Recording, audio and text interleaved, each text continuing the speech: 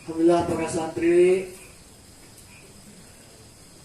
para pejuang-pejuang tentara Allah Subhanahu wa taala yang sama-sama memperjuangkan agama Allah Subhanahu wa taala, menegakkan daripada syariat Allah Subhanahu wa taala. Kita bersyukur kepada Allah karena dengan karunia-Nya lah Allah telah pilih kita semua di antara umat-umat Islam lainnya masih bisa berada di jalannya, masih berada di jalan Allah Subhanahu wa taala. Ini karunia yang paling agung yang patut kita syukuri, ya. Yang karena dengan sebab nikmat ini dengan salah satu wasilah kita mendapatkan jalan menuju kesuksesan dunia dan akhirat, itu masuk surganya Allah Subhanahu wa taala. Amin ya Allah ya Rabbal alamin. Insyaallah kita akan meneruskan kembali kajian pada kitab At-Tibyan ini, ya. Bismillahirrahmanirrahim. Qala maqala kitab al-Syekh Al-Ali Zakaria. Nafana biha bi alamin. Pertemuan 2 pekan kemarin, ya. Pekan kemarin kita cuti dulu. Kemudian mulai malam Sabtu mulai kita melanjutkan daripada bab yang sebelumnya sudah kita bahas. Terakhir kita ngebahas masalah bab tentang adab muallimul Quran wa muta'allim, ya. Tentang adab pengajar Al-Quran dan yang belajar Al-Quran. Nah, sebenarnya nggak mutlak ini khusus untuk pengajar Al-Quran. Ini juga memang masih mencakup daripada pengajar-pengajar agama lainnya, ya, pengajar ilmu-ilmu yang lainnya. Nggak harus Qurannya. Karena apa? Maksudnya daripada Al-Quran ini bukan menonton Al-Quran, tapi apapun sesuatu ilmu itu yang ada hubungannya dengan Al-Quran. Nahu sorab ada hubungan dengan Al-Quran nggak? Ada. Antum mau paham Al-Quran ya belajar nahu sorab dulu, bahasa Arab. Belajar fikih ada hubungan dengan Al-Quran tidak? Ada. Semua sumber fikih dibuat dari Al-Quran. Belajar tauhid ada hubungan dengan Al-Quran tidak? Ada. Dalil-dalil tauhid yang sikoh dan sahih ada Al-Quran kembalikannya dan lain-lainnya.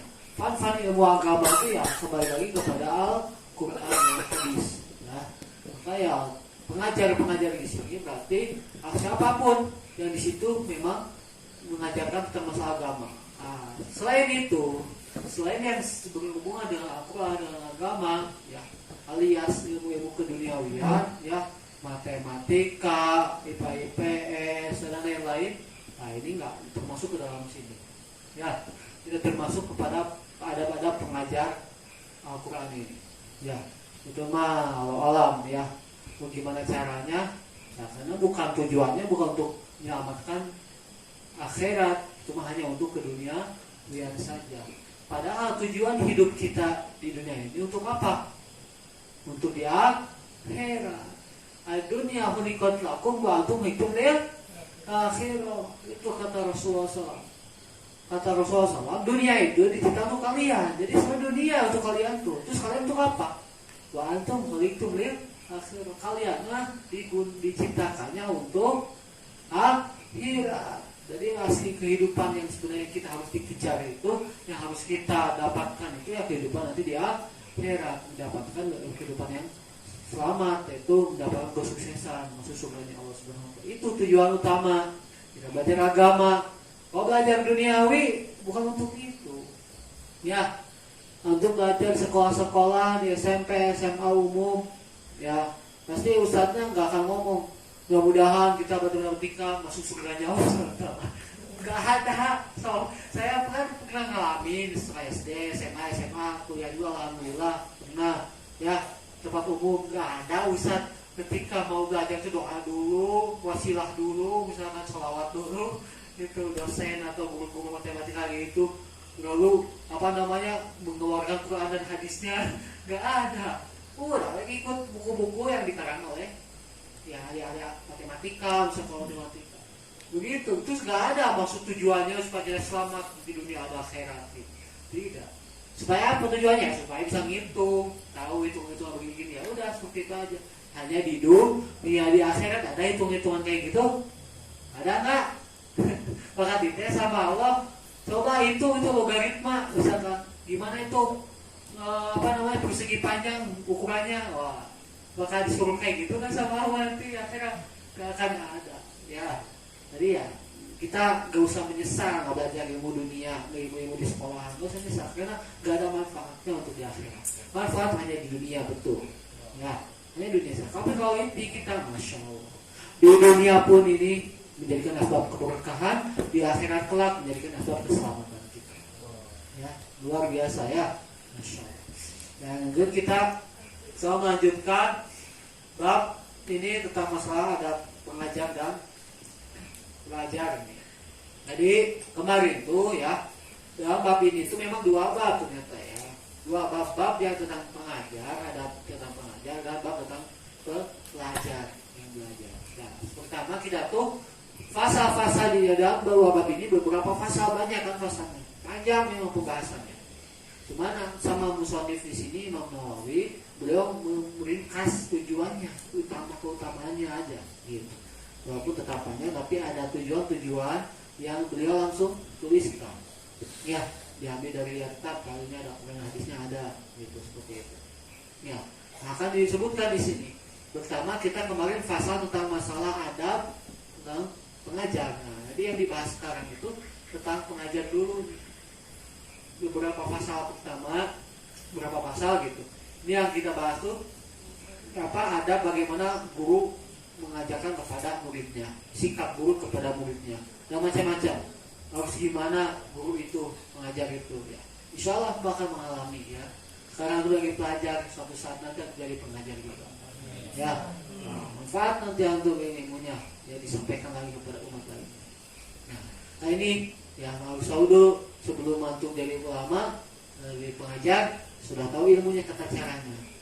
Saya juga sama ya, yang sekarang saya sudah belajar mengajar seperti ini ya, ini bagi saya harus bisa diamalkan langsung gitu, diusahakan tetap ya. Nah, pertama ini tentang masalah niat kan ya, benar nggak? Kemarin fase pertama itu yang pertama adab tentang pengajar itu adalah masalah niat dalam mengajarkannya. Untuk apa sih mengajarkan? Baru disebutkan hadis-hadisnya ya, pembahasannya.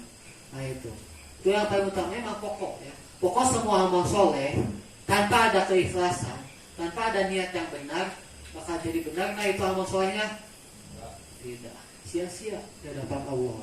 Mungkin di hadapan manusia betul, benar, baik, tapi di hadapan Allah nggak ada artinya. Jadi rugi gitu. Padahal kan tujuan kita untuk ketika belajar, mengajar itu semuanya supaya Allah ridho kepada kita. Tapi karena salah niat, nggak jadi Allah ridho kepada kita. Ternyata niatnya salah, keikhlasannya tidak ada dalam mengajarkan ini, maka ya rusak ini semua. Juga amal-amal soleh lainnya, ibadah sholatnya, puasanya dan semua amal kebaikan tanpa ada ikhlas lillahi ta'ala, tanpa ada niat yang benar, itu akan menjadi sia-sia. Itu yang pertama yang harus dipahami, masalah adab ketika mengajar. Nah, fase yang kedua ya. Masuk ke dalam fase kedua ya, tadi pembahasan yang kedua apa? Wayan bagi Allah yaqsida bihi tawassulan ila gharadin min amradi dunya min malin aw riyasin aw jahatin aw irtifa'in ala ikrani aw sana'in inda nas aw surafi wujuhin nas ilai aw nawi dzalik ya. Jadi di sini sepantasnya, seyogianya ya. Tahu seyogianya? Ada istilah sepantasnya itu seyogianya. Oh, yang resmi apa namanya, yang baku. Sepantasnya bagi pengajar itu tidak bermaksud dalam mengajarkannya itu untuk mendapatkan pada tujuan-tujuan keduniawian. Nah, ini tambih, ini peringatan bagi semua pengajar agama khususnya ini, supaya bagaimana pengajar ini tidak ada maksud tujuan-tujuan untuk mendapatkan keduniawian, min malin berupa harta ya. Mengajarkannya supaya dapat duit banyak, jangan sampai kayak gitu. Nah, ini semua diuruskan lagi.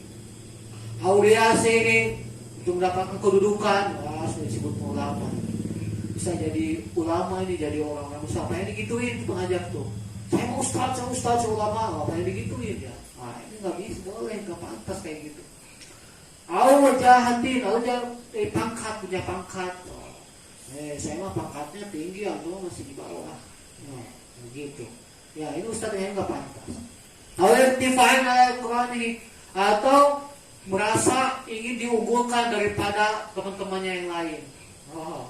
Jadi saya mau antum mau beres ya, bagiannya sudah beres, sudah ngajar, wah ini teman-temannya kayak gitu dia, merasa tinggi yang masih diunggulkan, nggak pantas. Sana ini dan nas, atau ingin dipuji-puji oleh manusia, ya pengen dapat pujian aja gitu. Niatnya tuh supaya dipuji-puji, saya kok jadi ulama pasti dipuji orang, pengen dipuji jadi ulama, gitu, nggak pantas. Sana ujuhin nasi lain, atau ingin cari perhatian terhadap manusia, ingin cari perhatian, caper ustaz ini ya, caper kau udah ada orang banyak mah, wah so bijaksana. Pas ada satu orang dua orang atau nggak ada orang, wih kayak jamaah berdegong gitu ya, udah gaul kayak itu. Ini nggak betul itu, pantas kayak itu. Nahudalik atau semisal lainnya. Itu beberapa perkara ya. Diperhatikan dalam maksud tujuan dia mengajar. Bahasanya bukan untuk hal seperti itu. Ya. Wala yashirul muqri iqra'ahu bi ta'main fi rizqin yahsulahu min ba'din man yaqri alaihi sawa'un kana rifqa malan aw khidmatan in qal. Wa kana ala suratul hadiyah allati laula qira'atahu alaihi lama ahdaha ilahi. Begitu juga dia, Masya Allah. Bagi pengajar ini, mukri di sini kan mukri ya. Mukri ini adalah orang yang membacakan, kan membacakan Al-Quran, maksudnya kan kalau Al-Quran mah yang mengajarkan Al-Quran disebutnya mukri. Tapi istilah mukri ini yang alim juga, ya dikatakan alim pengajar yang lainnya. Apa? Bagi mu'alim pengajar itu tidak mengharapkan terhadap orang yang diajarkannya itu supaya dia itu disayang-sayangi, dicintai, supaya mendapatkan hal-hal perkara yang belas kasihan gitu, supaya mendapatkan suatu belas kasihan dari muridnya. Saya kalau punya murid-murid kayaknya saya bakal enak nih, nanti bakal dibanyak yang ngasih. Kalau banyak ini ya, jangan sampai begitu, jangan mengharapkan begitu, ya Ustaz, ya pengajar. Ya, malan ya murid supaya banyak yang ngasih harta gitu ya, atau khidmatan, atau supaya pengen dihikmat. Masya Allah, tentang Ustaz ya, biji saya ini semua aja, setiap hari kamu harus biji saya, kamu harus semuanya pengennya dihikmatin semua ya, bajunya pengen cuciin, semua itu keinginan Ustaz sendiri gitu. Kalau ada Ustaz pengen begitu, ini nggak pantas. Tapi kalau santrinya yang hidden sendiri gitu, yang rajin sendiri, itu beda lagi ya. Nah itu beda lagi. Ini mah yang ingin kamu kalau santrinya itu harus sifat saya harus begini, semuanya satu pengennya kayak raja aja udah gitu. Nah ini nggak pantas. Tidak boleh seperti yang mengharap begitu. Dan kalau walaupun hanya sedikit, katanya Masya Allah, walaupun sedikit, ini memang begini ya. Walaupun sedikit, jangan sedikit pun ada ustaz yang pengen dihikmat. Walaupun hanya sekedar supaya sendalnya terus diberesin, jangan sampai kayak gitu juga itu, Masya Allah ya. Untuk saya juga, semua pengajar dan kawan itu juga ya, jangan sampai ada niat seperti itu. Udah berjalan aja ya. Kalau untuk mengasih tahu kepada santri, hanya mengasih tahu itu nggak apa-apa, tapi supaya harus begitu, supaya dia digituin, itu nggak boleh, jangan mengharap begitu. Laukana walaupun dia itu bentuknya hadiah, ada mengharapkan si ustadz itu supaya dapat hadiah dari orang yang diajarkannya gitu. Kalau dia nggak diberi hadiah, nggak akan dia itu mengajarkannya sampai kayak gitu. Nah ini nggak akan benar ini, ya nggak pantas ya seperti itu ustadz itu. Jangan sampai kalau dia itu ngajar terus mendapatkan hadiah dari santri, santri kayak gitu mas, dari hadiah, jadi ngajarnya males lah. Kok karena seperti itu, wah udah nggak pantas tuh, bahaya. Kenapa? Karena di sini kalau Allah Taala Karena Allah Subhanahu wa taala pun berfirman, "Man kana yuridu harsa dunya nutihi minha wa ma lahu fil akhirati min nasib." Dan Al-Qur'an, barang siapa yang dia menginginkan harta benda dunia, maka kami berikan kepadanya harta benda dunia dari perkara tersebut. Wa ma lahu fil akhirati, hanya saja bagi dia tidak ada sedikit pun bagian di akhirat. Tuh.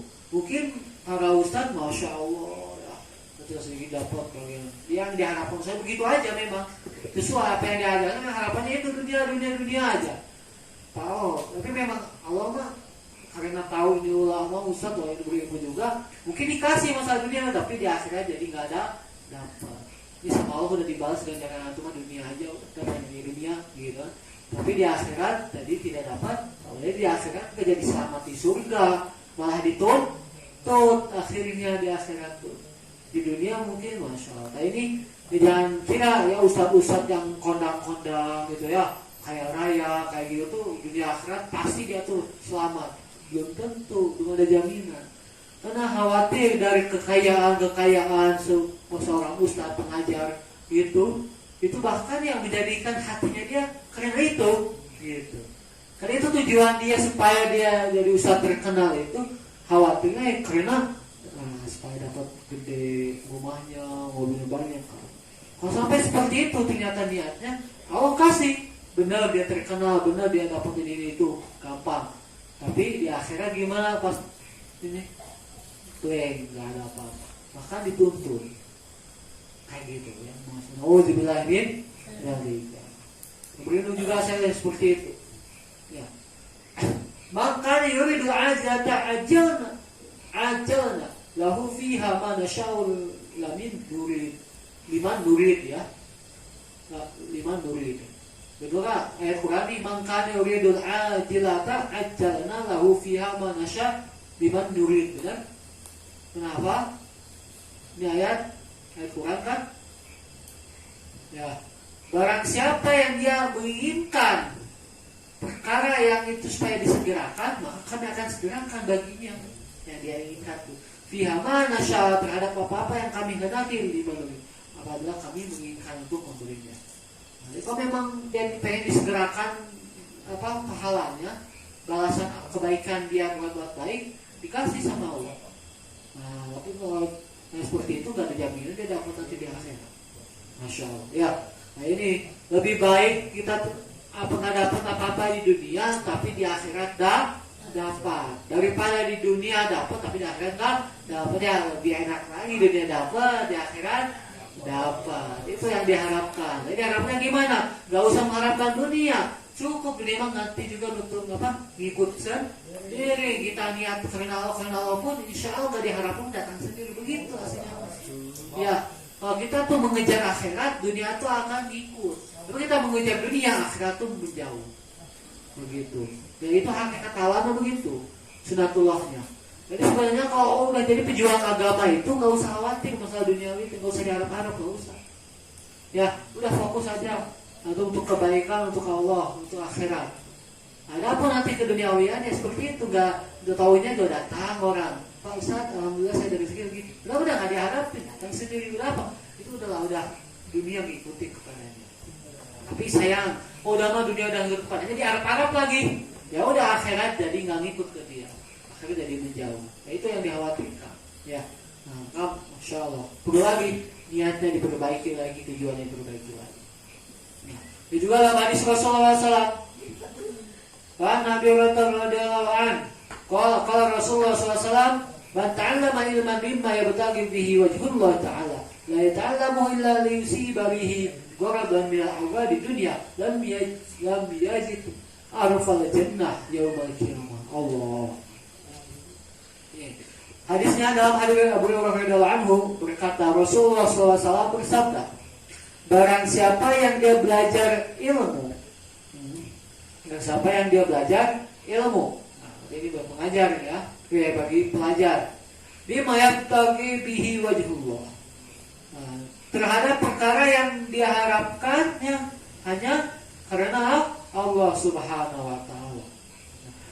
La yata'allamuhu illa yusiba biha. dan dia tidak akan belajar. Nggak ada yang begitu. Jadi pertama, orang dia belajar itu ilmu itu karena dia mengharapkan ridha Allah Subhanahu wa taala. Kemudian dia pun tidak belajar, ya, tidak akan belajar lagi kecuali yusiba bihi ghurdan min amri dunia. Ada juga yang dia itu tidak akan pernah belajar kecuali apabila dia mendapatkan bagian ghurdan min amri dunia, mendapatkan bagian dari perkara-perkara atau tujuan-tujuan ke dunia. Iya. Nah kalau kayak gitu gimana? Tadi kan udah dapat karena Allah udah alhamdulillah selamat. Nah kalau gimana kalau dia ngomong aja kecuali kalau dia mengajarnya itu dapat keduniawiannya dulu. Lam yajid al-fajr yaumal qiyamah, maka dia tidak akan dapat mencium surga pada hari kiamat. Nauzubillah, mau masuk surga gimana, menciumnya aja tidak boleh. Ajib ancaman bagi pengajar, bagi yang belajar, ya, dia itu niatnya untuk ke dunia dunia. Allah. Mungkin di dunia tadi didapatkan, tapi di akhirat bau surga pun tidak didapatkan. Gimana mau masuk surga? Tadi surah Abu Daud isnad sahih. Masya Allah. Ya.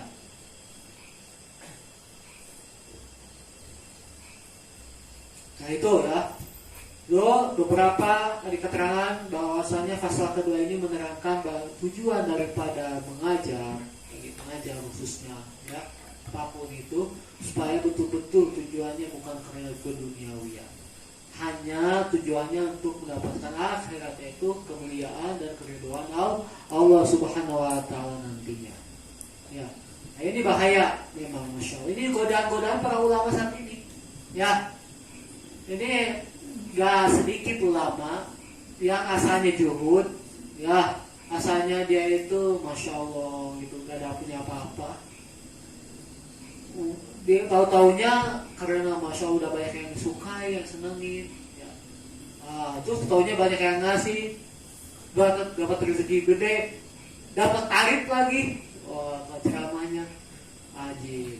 Nah dari situ mulai hatinya yang asalnya niat karena Allah digoda dengan kedewaan yang begitu, pas lihat kiri kanan, ajib, Ustaz itu mau punya ini. Dari situ ada saingan untuk lebih memperbanyak kekah. Ya dapat dunia, ini bahaya. Ya, nggak banyak menurut saya, nggak sedikit menurut saya. Ya. Ulama saat ini mungkin kata-katanya luar biasa, ya, ceramahnya mantap, yang betul-betul Quran hadisnya sesuai syariatnya itu benar, tapi hatinya ternyata ada tujuan lain. Dia diundang ke panggung, ceramah supaya bersedekah supaya gitu, ini harapan apa? Supaya dapat bayaran gede, gitu banyak tuh.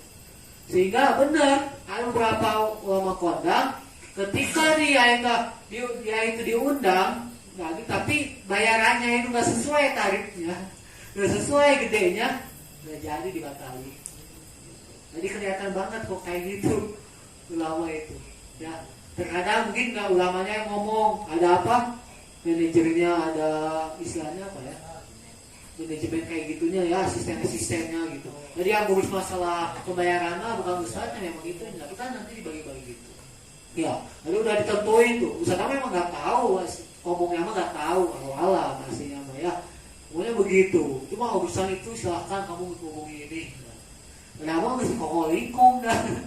Ya, kalau paling masih ada Ustadz gimana? Ya segitu aja. Bisa aja. Nah ini yang bahayanya nih, ya. Ulama yang seharusnya dia itu menyelamatkan orang-orang untuk ke akhirat, untuk surganya Allah, tapi di sini selain ulama ini menunjukkan daripada orang-orang supaya berlomba-lomba dalam masalah mendapatkan ke dunia. Nah ini yang jadikan bahaya, ya. Ya zohirnya benar tapi hakikatnya aduh Masya Allah. Ini naudzubillahi min ini jangan sampai. Saya juga berlindung dari itu, ya. Apapun yang Allah berikan kelebihan dan keduniawian itu hanya sekedar keperluan aja, sekedar nikmati, bukan daripada tujuan, bukan tujuan. Tuh, bab kedua itu. Masuk ke faslun, pembahasan yang ketiga. Apa nih? Pembahasan ketiga di sini. Qul al-ahdari man qasadahu at-takathur bi kasratil mushtagilin alaihi wal mukhtalifin alaihi liyahdara min qira'atihi qira'at ashabihi ala ghairihi mimma yantafa'u bihi wa hadhihi musibatun yubtala biha ba'dul muallimin al-jahilin wa hiya dalalah. Pembahasan selanjutnya adab masalah pengajar. Ya. Hendaklah pengajar itu menghindari dari setiap perkara yang mana dia bertujuan supaya banyak orang yang ngikutin, supaya banyak orang-orang yang majelisnya supaya jadi banyak gitu, supaya banyak orang-orang yang duduk bersamanya gitu. Sibuk, orang-orang itu supaya sibuk senantiasa ikut majelis ulama itu. Nah ini supaya menghindari dari rasa tujuan seperti itu.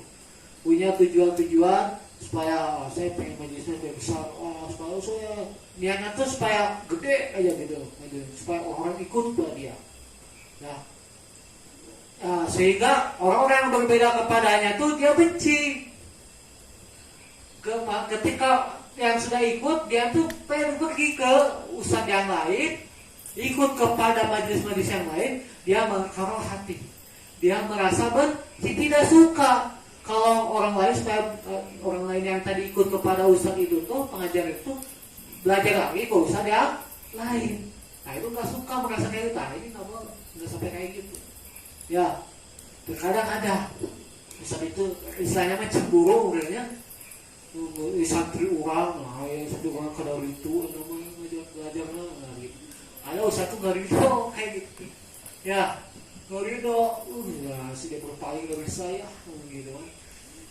Yang nggak mau ada sungai lagi, gitu. Atau mungkin dia tetap belajar, tapi dia juga belajar ke yang lain juga, gitu misalkan. Nah dia merasa benci kayak gitu, ini nggak pantas. Supaya menjauhi itu jatuhnya kayak gitu. Jangan sampai ada perasaan-perasaan begitu. Kenapa? Bimantafobi. Ya, karena wahadi musibah, karena ini adalah musibah yang telah dia ba'dul mu'allimin jahilin. Karena ini itu ada salah satu musibah yang menimpa terhadap sebagian pengajar-pengajar yang jahil. Tuh, ya disebut pengajar kan jahil kalau ada ustaz ulama yang dia punya majelis, tapi ketika majelis itu orang-orangnya pergi ke ustaz yang lain, dia merasa benci, nggak suka. Nah ini jahil, sedang kayak gitu. Ya, jangan sampai gitu ya. Ya, tentang dia udah ngikut jadi udah milik saya ini mah gitu. Milik saya kamu ustaz yang lain nggak boleh ikut ke sini misalkan. Sampai kayak gitu ya. Bahia dalalatu bainahu min sahibiha ala su'i niyatihi taha. Wa fasadu tariqatihi. Nah, makanya ini tuh yang seperti itu tuh, ya, yang tadi gaya-gaya begitu tuh ustadznya, itu menunjukkan di antara dia dan di antara orang-orang atau pemilik di antara biniati, salah di biniat ya, bukan bainahu biniati. Berarti dia menunjukkan pada niatnya dengan orang yang memiliki niat tersebut itu ala su'i niat, termasuk su' niat, buruk niatnya. Ya. Jadi kalau ada ustaz yang tadi seperti itu, cara ngajarnya, cara pengennya, maka itu menunjukkan niat si ustaz tersebut niatnya buruk wa fasadut tariqatuh tawiyatihi, ya, dan rusaknya batinnya pengajar tersebut. Alhamdulillah ya. Nah, kalau ada rasa-rasa kayak gitu pengajar ini, masya Allah, ini bahaya. Ya, merasa nggak suka kalau ada santrinya belajar ke sana ke sini, fokusnya ke dia doang. Nah, ini termasuk rusak niatnya, dan juga buruk niatnya, dan juga rusak batinnya. Allah. Nah, bal hiya hujjatul qati'ah ala adami iradatihi bi ta'limihi wajhillahi ta'ala karim. Fa inna Allah arada Allah ta'ala bi ta'limihi lama kalau hadzalika baqal nafsi ana aradtu ta'am bi ta'limi wa qad asatu wa huwa qasir bi qira'atihi ala ghairi ziyadati ilmin fala atib alaihi. Ya. Nah, jadi gimana? Maka sungguhnya katanya, apabila kalau memang dia itu menginginkan atau karena Allah Subhanahu wa Ta'ala dalam mengajarnya, maka dia itu pasti benci yang seperti itu. Tidak akan sampai melakukannya seperti itu. Kalau memang dia itu niatnya karena Allah. Karena Allah mah ya udah, seadanya konang. Kalau sampainya ke saya mangga, kayak lain juga mangga, aku gitu aja. Yang penting mah Allah udah bakal begitu. Tapi kalau dia tujuannya karena supaya banyak muridnya, banyak majelisnya, niatnya karena itu, ketika murid-muridnya, majelisnya pergi ke ustadz yang lain, dia akan merasa benci, gak suka. Itu udah karena itu memang. Dan karena Allah itu namanya rusak tuh niatnya begitu. Ya. Nah, bakolnya sih, maka seharusnya dia itu berkata kepada dirinya. Seharusnya dia itu ngomong pada dirinya, ana aratu ta'ah bi ta'limihi wa qad hasaltu wa huwa qasid bi qiraati ala ghairi ziyada ilmi. Seharusnya apa yang dia harus katakan pada dirinya kalau dia mengajar itu? Supaya saya itu menjadi orang yang taat dan juga mengajarkannya itu supaya saya sendiri mendapatkan hasilnya.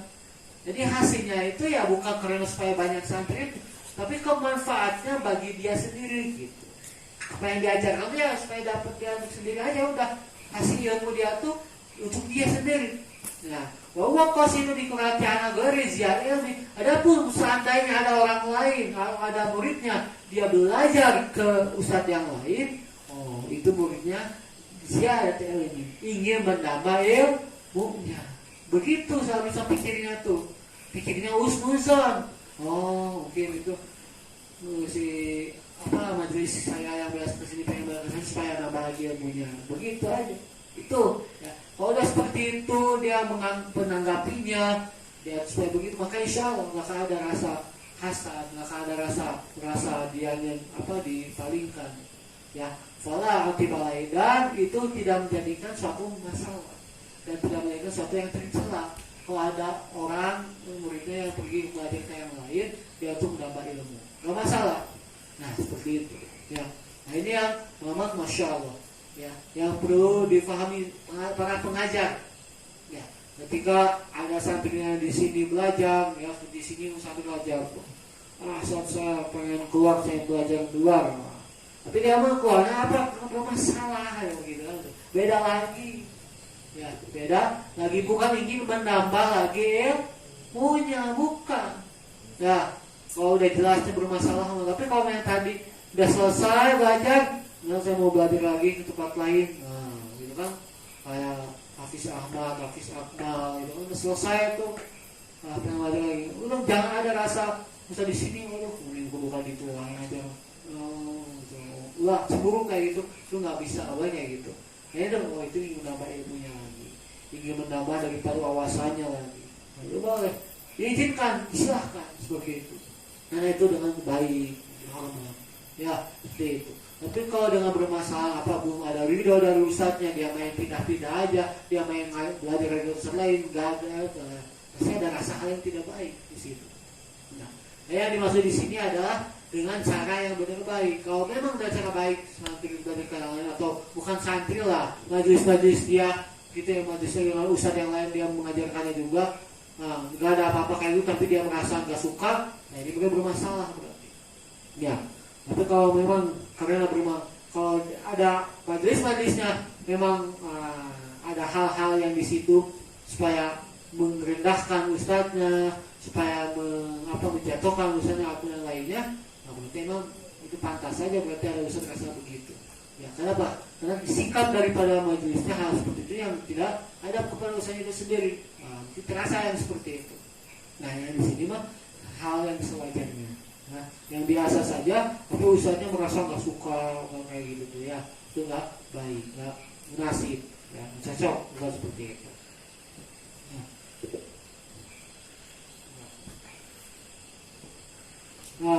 Dalam hadis dalam waqad uraina fi musnad al-imam al-mujma' ala hifdhihi wa imamatihi Abi Muhammad ad-Darimi rahimahullah. Ini kami telah meriwayatkan dari musnadnya Imam al-Imam Mujma' ala hifdhihi dengan menghafalnya, ya, yaitu Imam Abi Muhammad ad-Darimi rahimahullah. Jadi Imam Nawawi ini punya sanad, ya, yang dia menyampai ke Imam Abi Muhammad ad-Darimi rahimahullah. yaitu an Ali bin Abi Thalib radhiyallahu anhu, bahwasanya beliau berkata, Imam Ali bin Abi Thalib, ya hamlatul ilmi, wahai pembawa ilmu, i'malu bihi, beramalah pada ilmunya. Fa innamal alimu man amila bima alima wa wafaqa ilmahu amalahu. Karena sesungguhnya orang alim itu adalah orang yang mengamalkan terhadap apa-apa yang telah dia ketahui dan dia sesuai ilmunya dan menyesuaikan ilmunya itu dengan amalnya. Wa sayaqulu aqwamu bi yahmiluna al-'ilmi la yujawizu turaqihim. Dan dengan adanya golongan-golongan, ya, orang-orang yang membawa dari beberapa golongan yang mereka membawa ilmu, ya, maka la yujawizu turaqihim, maka dia tidak sampai terhadap atau melewati terhadap tenggorokannya. Jadi ini istilah, ya. Jadi ada segolongan-golongan yang dia membawa ilmu ulama, ya, yang dia itu kemanfaatan tidak sampai ke tenggorokan acan gitu, nggak nyampe ke tenggorokan pun. Yukhalifu amalahum ilmuhum. Ternyata apa yang seperti itu bisa seperti itu karena dia itu membedai amalnya terhadap ilmunya begitu, tapi amalnya bertolak belakang. Dia ilmunya sholat tuh tahu wajib, sholat tuh katanya begini, tapi tatonya gimana? Enggak sholat. Terus ketika dia mau melakukan sholat asal-asalan, macam-macam. Bah, ini berarti yang kayak gini ini kemanfaatannya nggak manfaat gini ya sampai mau lewat ke tenggorokan pun nggak nyampe, gitu. Ya saking ya begitulah, ya punya ilmu tapi nggak diamalkan ilmu. Waktu kalian pun sabiratihim alaniyatahum. Yang manapun dia membedai ketika sembunyi-sembunyinya dengan waktu rame-ramenya. Ya. Ketika sembunyi-sembunyi, ya itu berbeda ketika dia terang-terangan. Mungkin lagi terang-terangan dia, masya Allah gitu ya, soleh banget kelihatannya gitu. Wah berkali. Tapi ketika sembunyi-sembunyi, mabok, judi misalnya, atau lain, macam-macam lah. Kayak gitu. Nah ini ustaz yang seperti ini bahaya. Ya. Yajlisuna halqan yubahi ba'duhum ba'du hatta inna rajula yaghdab 'ala jalisi ayisa ila gurhi wa da'i ulaika la tusadu amalahum fi majalisi tilka ila Allah ta'ala. Yang mana mereka duduk ya, dengan suatu halaqah, ya, buat halaqah duduk yubahi ba'duhum ba'du, dan sebagian mereka itu menjauhi daripada bagian yang lain. Hatta inna rajula yaghdab 'ala jalisi, sehingga ada seseorang dia itu marah terhadap kawan yang duduk di situ. Nah, sebab ayat ini saya lakukan karena orang tersebut duduk di majelis yang lain. Ini cemburunya kayak gitu. Nah, karena tahu ini dia tuh udah punya majelis soal ini ya, taunya si orang yang di majelis itu pindah, begitu kan? Pindah ke majelis yang lain, marah dia, nggak suka. Sudah ngapain kamu senang duduk ke sana? Gitu. Ulaika la tas'adu amalahum fi majlisin tilka al-awtal. Maka sungguhnya mereka itu ya tidak akan naik amal-amalnya dalam majlis tersebut sampai ke Allah Subhanahu wa taala. Nauzubillah min dzalik. Udah capek-capek itu ulama ngajarin dalam satu majlisnya hanya karena satu orang yang dia itu pergi dari majlisnya ikut majelis yang lain, dia marah-marah. Wow, kayak gitu. Gak nyampe amal kebaikan dia kepada Allah Subhanahu wa taala. Rugi nggak? Rugi banget itu. Ya. Sebenarnya itu dia dapat pahala jariah banyak itu padahal. Dari asbab Allah saya mengajarkan ilmu ustaz itu, terus diamalkan sama antum, di pahalanya naik semua ke ustaz yang mengajarkannya. Tapi ternyata kalau memang sampai kayak gitu niatnya, kayak gitu tujuannya, kayak gitu sikapnya, jadi nggak jadi kayak gitu. Ya, bahkan ke Allah pun amalnya dia sendiri nggak naik, apalagi amal yang diajarkannya. Gimana mau naik, amal sendiri nggak naik, gitu kan? Nggak nyampe kepada Allah. Nah ini yang masya Allah. yang perlu betul diperhatikan ya, yang perlu dihati-hatikan bagi para pengajar khususnya ya, pengajar apapun yang di agama seperti itu ya, khususnya bagi saya sendiri ya, masya Allah berlindung kepada hal seperti itu. Waqad sahha an Imam Syafi'i rahimahullah taala annahu qala waditu an al-khalqa ta'allamu hadha al-ilm yani al-malahu wa katabahu ala ayat la yunasbi ilayya harfun minhu. Imam Syafi'i radhiyallahu telah pasti ya, telah membenarkan bahwasanya beliau berkata waditu an al-khalqa ta'allamu hadha al-ilm yani ilmuhu wa kutubahu ala yunasbi. Saya menginginkan terhadap makhluk, maksudnya saya menginginkan apa? Terhadap orang lain gitu, makhluk di sini ke majelisnya. Ta'allamu hadal ilmu, belajarlah kalian pada ilmu ini. Ya, dengan berupa ilmunya ataupun tulisan-tulisan dari ilmu tersebut. Yang Allah yusnamsiba ilayya harfun, yang mana jangan sampai menisbatkan kepada aku satu huruf saja. Masya Allah. Ini saking Imam Syafi'i berhati-hatinya, gak ada harapan sedikit pun supaya dihargai satu huruf yang diajarkan kepada orang lain. Saking apa? Benar-benar gak mau ada harapan ada apa-apa yang saya ajarkan tuh udah manfaatkan aja, gak usah. Terus jangan sampai ada orang ngomong saya itu dapat ini dari Imam Syafi'i, jangan sampai kayak gitu. Jadi jangan saking hati-hatinya Imam Syafi'i ke murid-muridnya itu supaya jangan sampai menisbatkan walaupun hanya sehuruf kepada Imam Syafi'i. Apalagi kalau saya mah dapat ini loh, dapat satu bab tentang taharah di Ustaz Usmani gimana? Wah ini karena apa? Ini kalau Ustaz Usman tanya kayak gitu misalkan. Nah ini mah rusak kayak gitu sebenarnya. Gak boleh. Imam Syafi'i hati-hatinya begitu. Padahal kalau Imam Syafi'i itu luar biasa kalau mengajarkan masalah-masalah ilmu hadis, ilmu fikih, banyak sekali. Tapi jangan sampai beliau betul hati-hatinya, jangan sampai ketika apa yang kalian dapatkan dari pengajaran saya ini kalian menisbahkan kepada saya. Ya apa saking menghati-hatinya jangan biar nggak ada rasa rasa bahwa dia itu udah begini begitu ke orang lain kayak gitu. Saking pengen ikhlasnya karena Allah Subhanahu Wa Taala untuk Allah Subhanahu Wa Taala. Ini luar biasa sekali.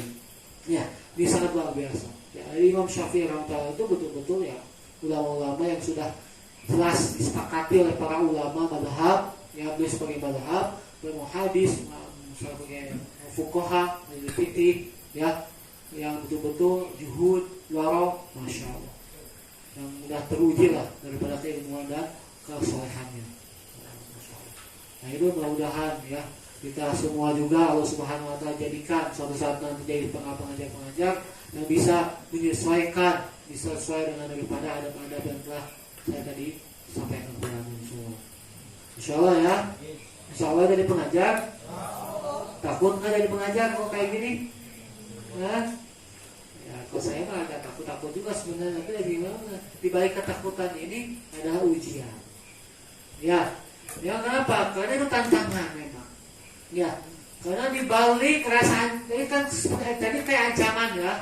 Nah itu seperti ancaman bagi pengajar-pengajar yang gak jelas gitu kan, bagi pengajar-pengajar yang salah kaprah dalam bertujuan atau berniat mengajarkannya. Nah ini ancaman seperti itu, ngeri kan? Baru aja niat begitu aja udah gak mencium surga, gimana mau masuk surga gitu ya? Nah ini kan khawatir, takut jadi pengajar kayak gini nih. Sebenarnya kalau udah ilmu ini ya Allah usah hati ya pengajar. Tapi nanti kan ada fadilah yang lebih mulia lagi. Kalau dia bisa melewati daripada ujian-ujian yang seperti ini, dia berhasil niatnya, tujuannya untuk karena Allah Subhanahu Wa Taala. Nah, ini kemuliaannya luar biasa. Bakal lebih mulia lagi, bakal lebih dapat keuntungan lagi. Itu tapi ya di balik keuntungan yang tinggi itu ternyata ada ancaman yang lebih berat. Jadi untuk melakukan segala sesuatu sebenarnya itu ada resikonya. Ya. Jadi pemain bola ada resikonya enggak? Mungkin melihat dari pemain bola kelihatannya wah Cristiano Ronaldo kalau misalkan dijual atau digaji udah miliaran satu kali mainnya atau satu bulannya misalkan, kebayang nggak duitnya gede nggak? Gede banget. Tapi ini resiko si Cristiano Ronaldo ini kalau berbuat kesalahan kira-kira gimana di hadapan fansnya? Wah, diajak-ajak gimana tuh kan? Itu masalah keduniawian kan? Itu kan Ronaldo salah sedikit kan udah kesorot tuh, salah sedikit langsung dijelekin gini. Nah, itu resiko salah satunya. Nah, itu kalau cuma masalah keduniawian sih sebenarnya sementara aja kalau kita dapat resikonya. Tapi kalau masalah agama, Allah, ini resikonya dunia akhirat. Di balik kemuliaan yang besar, jadi ahli-ahli agama ini, kemuliaan yang sangat agung, kemuliaan yang sangat luar biasa, yang akan dapatkan di situ ada resiko-resiko yang dia harus betul-betul siap hadapi. Ya, dari ulamanya begitu. Kalau sampai dia salah tadi dalam mengajar niatnya, resikonya gimana? Allah. Gak diangkat amal solehnya, gak bisa dimasukkan ke dalam surganya Allah. Itu baru masalah niat loh. Apalagi kalau ulamanya bermaksiat, apalagi kalau ulamanya dia berbuat wah kacau bukan loh. Ya itu gimana itu? Makanya benar-benar mencetak ulama itu yang mencetak jadi orang soleh. Allah. Ya.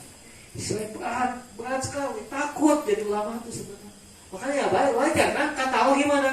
Innama yakhsha min ibadihi. Nah itu memang benar enggak? Berarti benar enggak harus takut kalau jadi ulama itu? Iya, takut jadi ulama itu.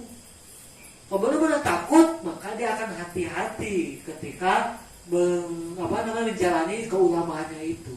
Tapi kalau dia merasa udah mulia sendiri, merasa aman sendiri, maka seenaknya nantinya. Kayak gitu.